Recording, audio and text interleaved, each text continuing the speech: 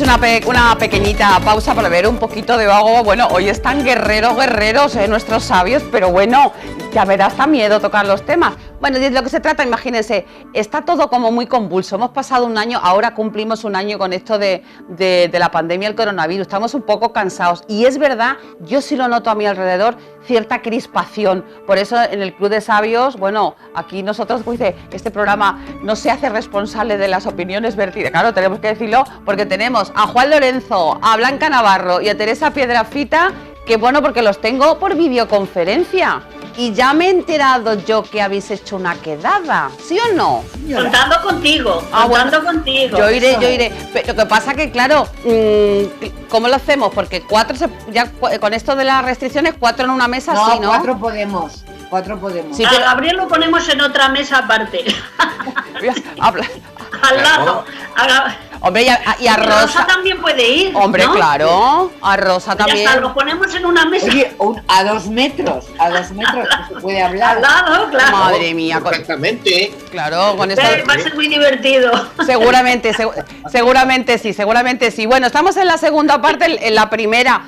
Yo quería empezar muy light, pero veo que le damos caña a todo, aquí le metemos mano a todo. Y yo pregunto, dentro de muy poquito se celebra el Día del Padre, que igual que se celebra el Día de la Madre, también para mi gusto se debería celebrar el Día del Hijo o de la Hija, el Día de los Hijos, en fin.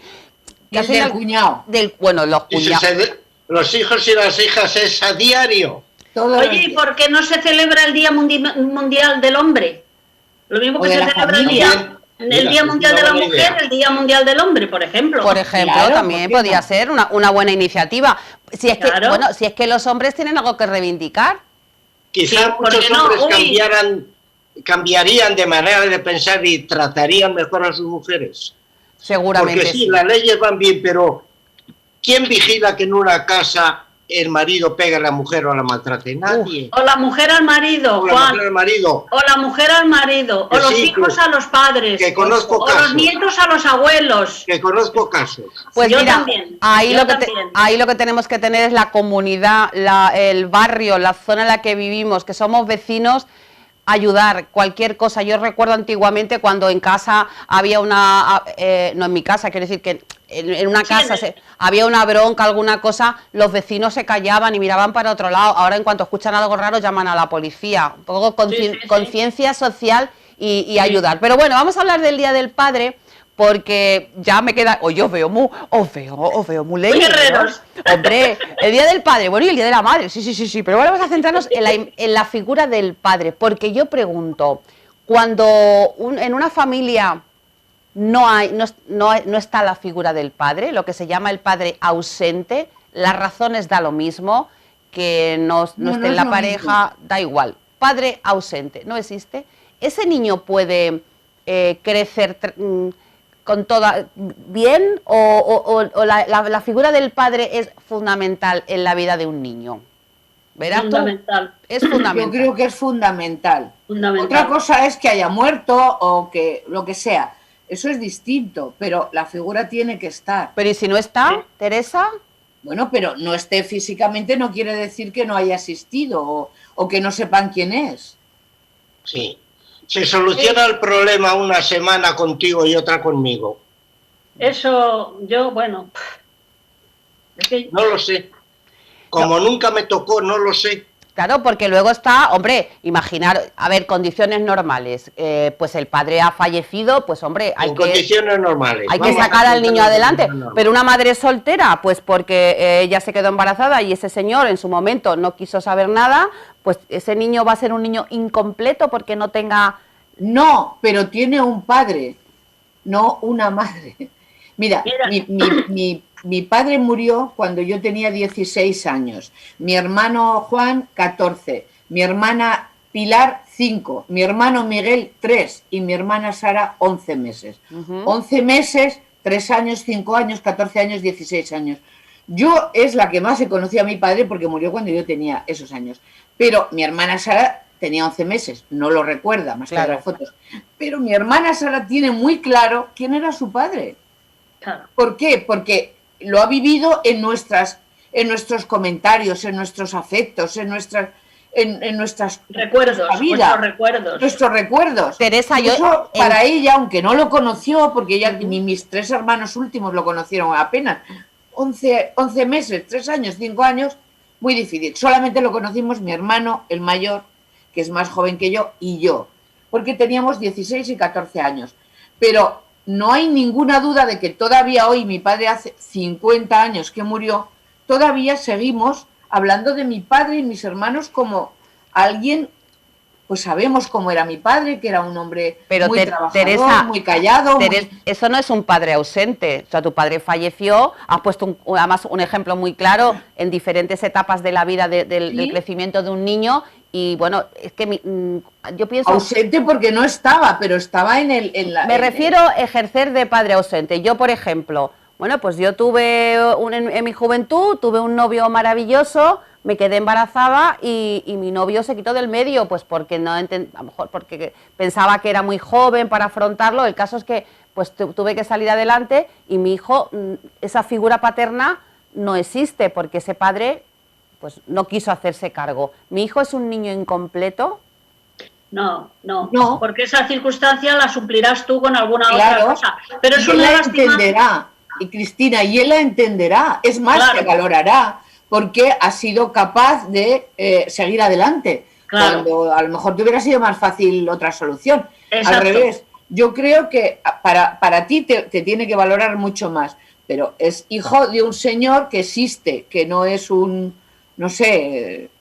Es peor el caso que se da, por ejemplo, de una pareja, o bien casados o bien juntos, que tienen un hijo y se separan, y la madre, que también conozco casos, más de uno, pone en contra a los hijos, en contra del padre, y les niega que la familia y el padre y la familia del padre participen de su vida, porque todo son críticas, todo es dificultades para estar, para reunirse, todo es, ya te digo, conozco más de un caso, eso es penoso, y el padre está ahí, pero tiene esa agravante. Es que es muy complicada la vida ahora, yo pienso que la han complicado mucho las circunstancias, porque a veces se confunde mucho la libertad con el libertinaje y con otra serie de cosas. Claro. O también puede haber un padre que nunca esté en casa, aunque el matrimonio no esté separado.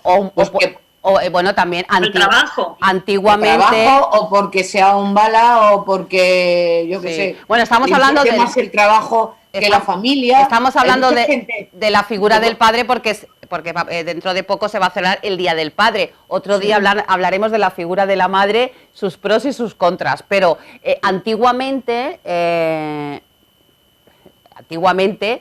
había padres que eran unos padres violentos, agresivos, y las madres no se separaban, no rompían esa familia porque pensaban que los hijos deberían tener un padre, y a lo mejor hicieron produjeron el efecto contrario. Estar con un padre violento, agresivo y maltratador, pues tenía que tener un padre aunque fuera malo, ¿no? Pero es que si el padre no hubiera sido, a ver, si ese padre no funciona en casa, porque es una persona con la que no se puede convivir, porque estás hablando de una persona que no se puede convivir con ese tipo de gente, ese padre sigue existiendo.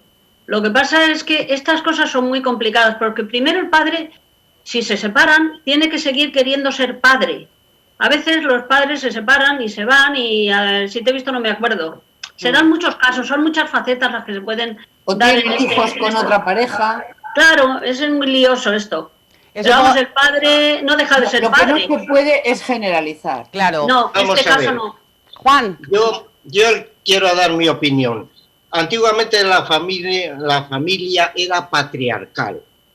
Hoy se tiende más a la matriarcal. En fin, porque se hace más cargo la madre. Antes eran los padres que mandaban de decir y se acabó. Hoy yo creo que porque mantenía la familia. La gente joven decide más la madre. Bueno, concretamente, yo tuve un padre que fue primero labrador, luego vino la guerra, le engancharon en la guerra, quieras o no, porque ahí no había manera de decidir. De elegir. Te obligaban a ir al frente y Santa Pascua, y siguió la carrera militar luego. Se jubiló de militar. Yo lo recuerdo cuando yo era pequeño, que era un padre que nos quería mucho a los hijos. a mí concretamente era el hijo preferido. No sé por qué presumía siempre de mí. Bueno, yo tenía vamos a decir, una virtud, que era muy estudioso. Me sabía todo de memoria, era de primero o segundo de la clase siempre, en aquellos tiempos. Vale. Entonces iba presumiendo de mí, me llevaba al cuartel. Dile los ríos de España, dile los cabos, dile no sé qué, dile no sé cuál, dile esto, dile lo otro, dile no sé qué, claro. Un padre orgulloso. Y luego se me daba bien el bailar la jota castellana. Ahora bailando la jota, ahora siempre estaba presumiendo de mí. Bueno, con el tiempo, pues le trasladaron a otro sitio y ya tuvimos que quedarnos en el pueblo. Mi madre se hizo cargo de todo. A mi padre lo veíamos de vez en cuando iba de visita, o de vez en cuando, que le daban permiso, iba. Nos pasamos pues gran parte de la pubertad sin ver al padre.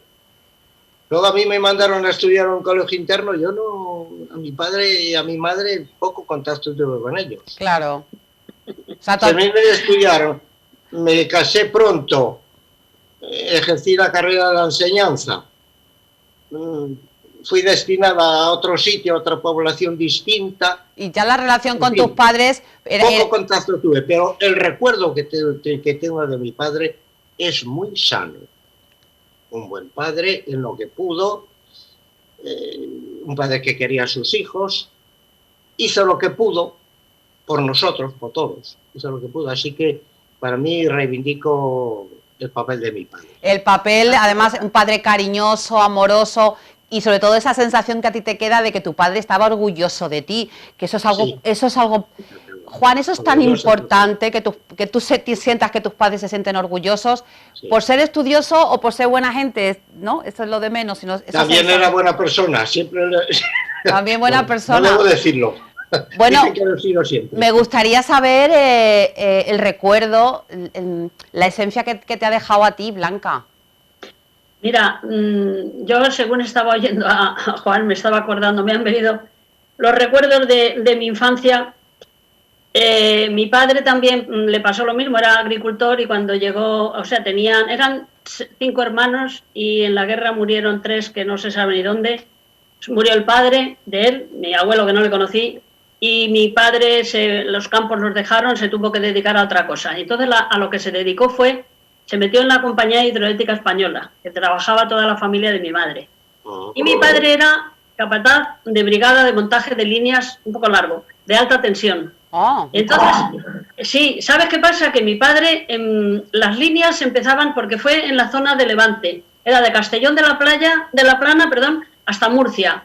Son las columnas esas que veis por ahí por el campo, con esos cables tan hermosotes que conducen la electricidad. Bueno, pues mi padre era el que llevaba las brigadas que montaban ese tipo de líneas. Y esas líneas, el montaje duraban a lo mejor 2 años, 3 años. ¿Y saben lo que pasaba en aquellos entonces? Pues que mi madre, con sus 3 hijas, es tremendo esto, hemos vivido un poco, valga la expresión no peyorativa, como los gitanos, que se sobreentiende que van de un sitio a otro con toda la familia. A matacaballo, Blanca, estaba ahí donde estaban los garbanzos, está claro. Pero no era por eso. Si mi padre nunca nos ha faltado, tenía un buen sueldo porque tenía un buen puesto, pero ¿sabes qué pasa? Que si nos quedábamos en el pueblo, a mi padre no le veíamos más que en Navidades, porque entonces no existían las vacaciones como tal. Entonces mi madre, para poder ver a mi padre, mataba un cerdo, estoy hablando que yo nací en el año 46, soy la mayor, sí. Mataba un cerdo, lo metía en cajas, ponía todos los bártulos. Imagínate 3 hijas. Madre mía. Escucha, maletas y cosas. Bueno, yo he conocido aduanas entre regiones, yo he conocido, yo qué sé, mi historia es muy... para hacer un libro, quizá. Entonces cogía toda la familia y se iba donde empezaba la línea. Y según iba la línea avanzando, pues íbamos nosotros. Entonces yo he conocido colegios de todas las clases.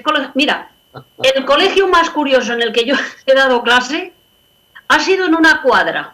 Porque era el sitio en el pueblo donde más calorcito había, porque había paja caliente, se iban las caballerías al campo y entonces había unos banquitos pegados a lo largo de las paredes y allí con un pizarrín nos sentábamos los alumnos al calor de las pajas. ¡Qué bonito! He vivido en casas maravillosas, he ido a colegios de monjas, he ido a colegios... he conocido, gracias a Dios, porque eso me ha dado un bagaje tremendo. Eso es muy enriquecedor, Blanca. No lo sabes tú bien. Sí, Yo sí, lo que digo ahora es que la gente debería viajar, ya no en esas condiciones, claro, pero y conocer cosas diferentes, porque eso te enriquece muchísimo. Yo he conocido desde allí hasta abajo, hasta Murcia, desde Castellón hasta Murcia, te puedes imaginar los pueblos benditos y las ciudades que yo he conocido, porque a lo mejor cada 2 meses, 3 meses nos cambiábamos de sitio. Pero Teresa, Blanca, quería preguntarte, ¿y tu padre cómo llevaba bueno, su trabajo fuera tan itinerante y que tu madre se fuera moviendo de esa manera? ¿Cómo le recuerdas a él? A mi padre no le afectaba, porque mi madre se las apañaba muy bien, y mi padre tiene en cuenta que él se iba por la mañana al Tajo, además en qué condiciones se trabajaba entonces, no había maquinaria. Llevaban las bobinas y todo lo demás en burros. Madre mía. Los hombres hacían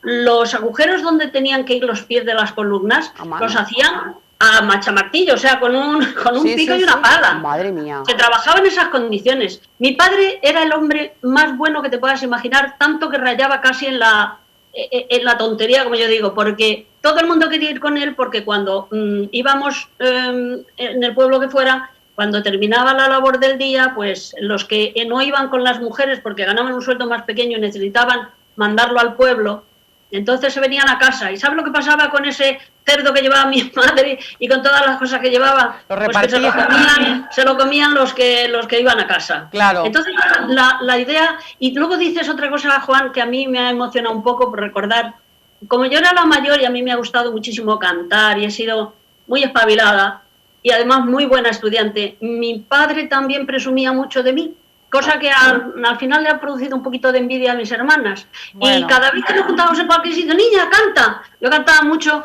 en aquellos entonces, por Juanito Valderrama, la primera comunión. Uy.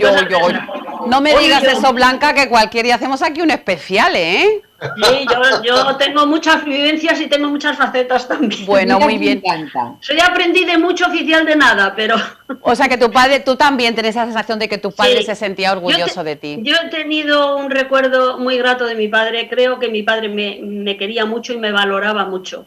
Me ponía mucho como ejemplo y siempre sentía mucho orgullo y, francamente...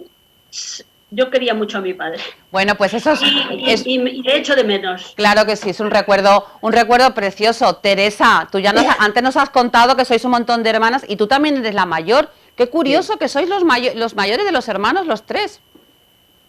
Curioso.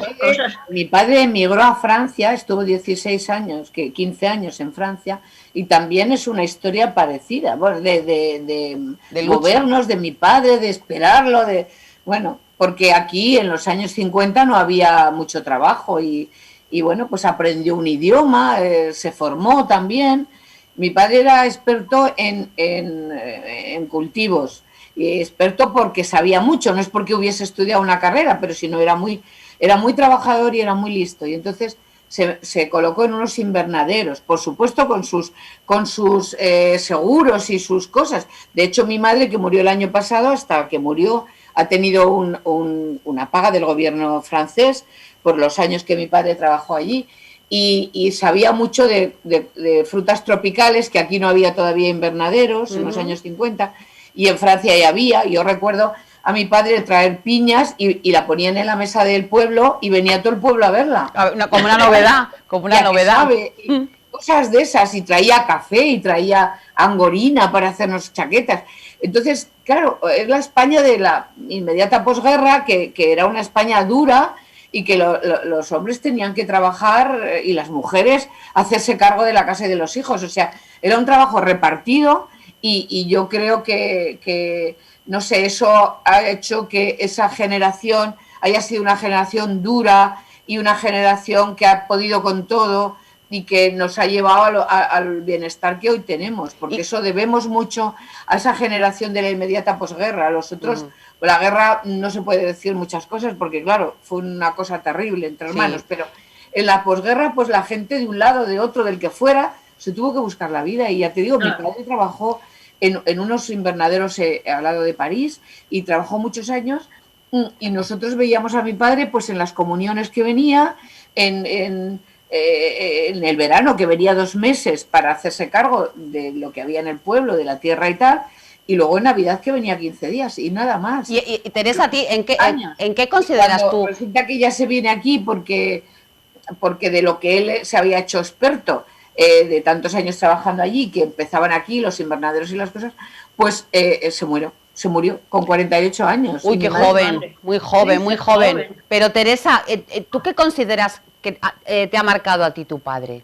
¿Qué tienes tú de tu padre? Pues yo creo que el tesón, el saber que se puede, el saber que con el esfuerzo, con el trabajo, se puede llegar muy lejos, aunque no tengas incluso muchos estudios, pero se puede, y sobre todo siendo una buena persona y ayudando a los demás, porque eso al final vuelve, todo vuelve.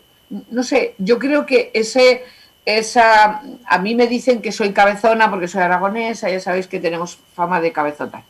Pero yo creo que mis padres aragoneses los dos, mi padre del Pirineo, quizá una zona mucho más dura en muchos sentidos, y ese, no sé, ese afán por trabajar, por hacerlo bien, por salir adelante, yo creo que eso es lo que más nos han marcado de la generación de nuestros padres, esa honradez en todo, en el trabajo. Yo siempre he considerado que mis padres eran de clase media, muy media, pero unas personas que todo lo que tenían lo habían conseguido ellos y se sentían muy orgullosos, aunque nos costó muchos años tener nevera enchufada. Teníamos primero un cacharro con hielo, una cosa de zinc con hielo, que ahí metían mi familia las cosas. Luego tuvimos una nevera con un trozo de hielo, con un grifo, que solamente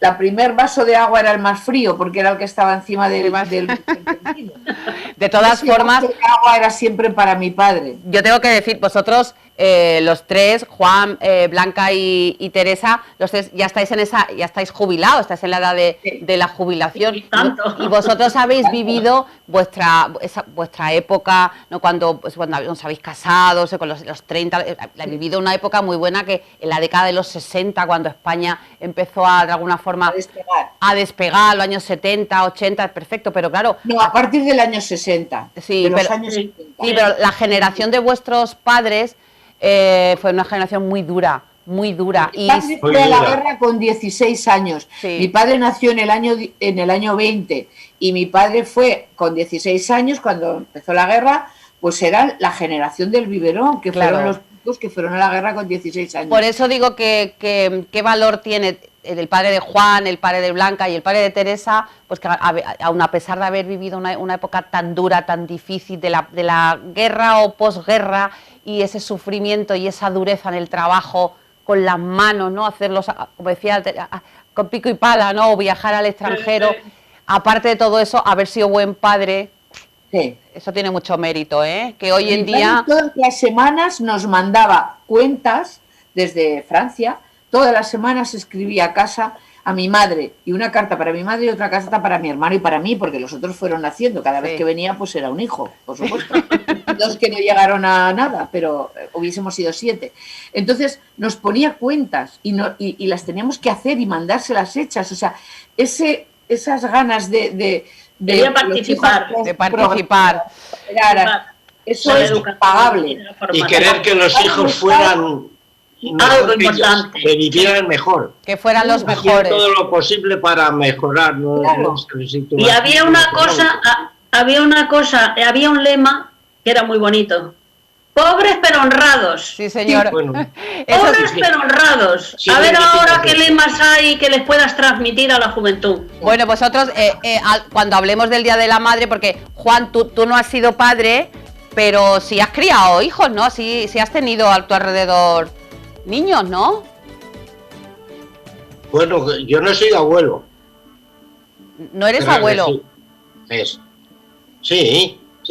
Por eso. Lo que pasa es que yo tampoco soy abuela. He tenido he dado clase a chicos más bien mocitos que a pequeños. Entonces, Bien, bien, sí. Bueno, yo he querido mucho a mis alumnos. Muchos sus alumnos, y seguro que para más de uno... Mis alumnos me querían mucho a mí, sí, sí, de verdad. Seguro que ha sido... Yo estaba en casa siempre hablando de ellos. Mi mujer me decía, pero bueno, es que no vas a dejar en paz un poco la clase. Y estaba encantado. Y es que la imagen de un profesor en muchas ocasiones, seguro que más de un chaval al que le diste clase, seguro que te convertiste en la imagen de paterna, la imagen paterna.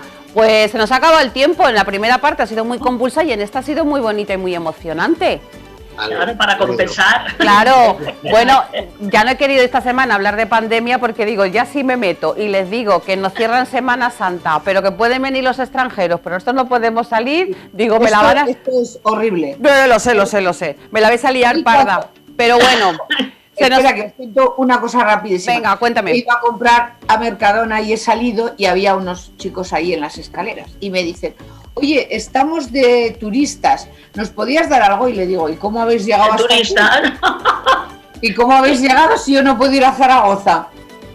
Yo eso no lo entiendo. Eso ya lo hablaremos la semana que viene, porque me parece horrible que aquí la gente puedan venir los alemanes, los ingleses, y yo no me puedo ir a Zaragoza. De todas maneras, yo creo que es una contención lo que están intentando, pero al final, cuando contienen mucho, al final por un sitio y por otro. De lo que tenemos que tener mucho cuidado, otra vez en Marbella han subido los casos de contagio, están hablando de una cuarta ola, otra vez. Está la cosa complicada, es verdad que el índice de contagio en España ha bajado bastante, pero Marbella estamos por encima de la media en Andalucía, con lo cual sigamos manteniendo esta distancia social, con esto de las mascarillas, tomárnoslo en serio. Mira, el descerebrado que lo haga, desde luego que la ley caiga sobre ellos y que es que está en juego muchísimas cosas. En fin, la Semana Santa está medio perdida, desde luego, aunque también digo que está viniendo mucha gente. Ya hablaremos en otra ocasión, porque si vienes en coche te arriesgas a que te pongan una multa, pero si vienes en avión a lo mejor no. Ahí lo dejo. Está la cosa así. Tremendo. En fin, Juan, las incongruencias. Que te sale guapísimo con un pellizquito en la oreja, ¿eh? Que lo sepas. Un pin. Voy a poner un pendiente. Un pin. ¡Uy! ¿Te imaginas? ¡Qué moderno! ¿Por qué no? Claro, claro que sí. Blanca, mucha... Eso lo dijo mi hijo. Claro, pues mira. Papá, ponte un pin ahí. Pues mira, anda, que si te lo pones lo vuelves locos a todos. Es un piercing. No es un pin, es un piercing. Es un piercing. Es piercing, sí. Ha dicho piercing porque en español se lee como se escribe, ¿no? Bueno, Blanca, muchas gracias también, como siempre, esa ITV pasada en perfectas condiciones. Así que... Gracias, muchas gracias. Y querida Teresa, ahora tienes que llevar el perro a tu niño. A tu niño. Al veterinario. Venga, mañana os cuento... Venga, ¿Cómo ha sido? Las andanzas del perrito, ¿vale? Y ahora nos pasamos los teléfonos. Muchas gracias, de verdad, como siempre. Un besito para todos. Dale, igualmente. Hasta mañana. Besitos. Adiós. Bueno, esto es una maravilla, de luego, esto del programa, porque es que han hecho una quedada. Si ya te digo yo, han quedado ahí en el casino, se van a almorzar juntos, pues eso está muy bien. Mira, sí es que estas cosas tienen que servir para hablar, para contar y para, como dice mi madre, para esfogar. Bueno, que pasen una buena tarde y nada, hasta la próxima semana en Club de Sabios. Adiós.